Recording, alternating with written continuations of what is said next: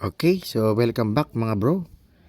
So ngayon ay gugupit tayo nitong number 4 ang tinuro ng customer Parang kamag-anak ng burst pay dito ano. So number 4 din ang gamit ko dito una lagi sa likuran. Ang 4 ang gamit ko diyan. At pagkatapos nito ay gamit ako ng 1.5. Okay, so ito ay si-motion na ng konti ano.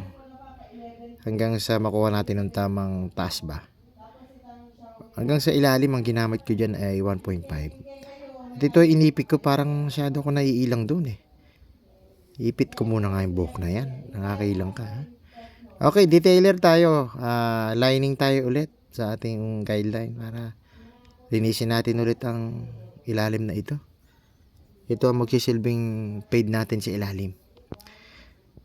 Okay, so shoutout sa ating customer. O nga pala, binigyan ako ng 150 ni Bossing at galante ano.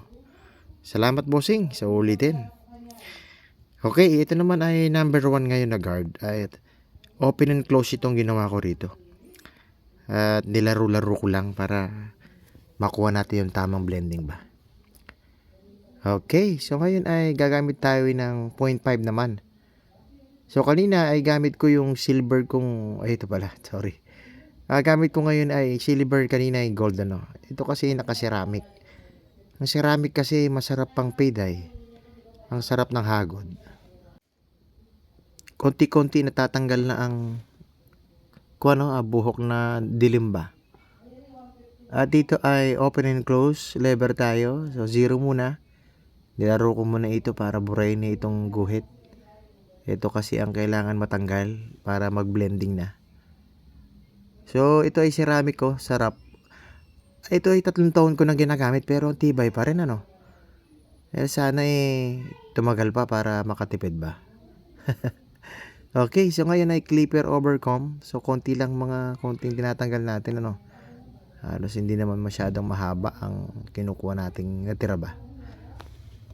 Bawas-bawas lang tayo dyan at tansya-tansya lang ba kung hanggang sana haba. Alright, so ito ang ating kabila ano. Malinis na malinis. So same ano lang din tayo dyan. Same process lang ba.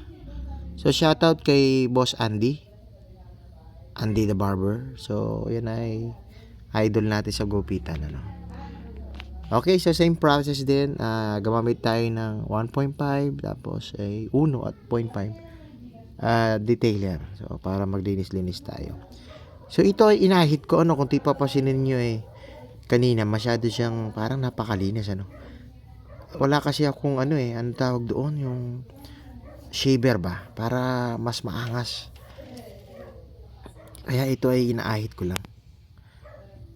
Okay, so linis-linis lang at sumisipol-sipol pa no.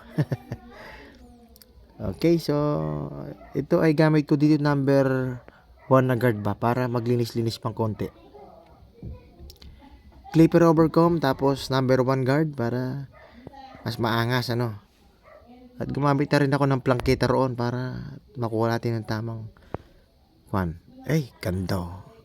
Ginawita ko na rito ng medyo patusok Parang may pagka burst fade talaga ito. Burst fade talaga ito Pero kaya lang ang pagkatusok niya iba Napakanipis ba sa taas.